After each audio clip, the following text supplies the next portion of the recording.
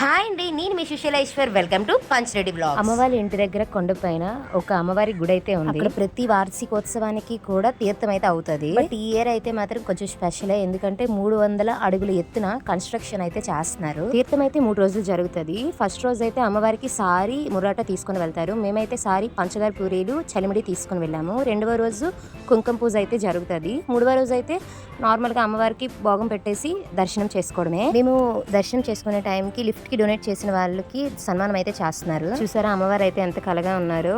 ఆ రోజు అయితే అమ్మవారు వెండి చీర అయితే ధరించారు. సో ఆ రోజు ఈవినింగ్ కన్స్ట్రక్షన్ జరుగుతున్న దగ్గరికి అయితే వెళ్ళాము.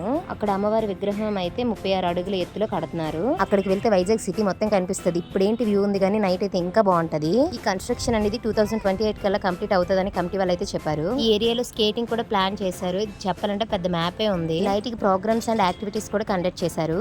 See you for next vlog. Bye by.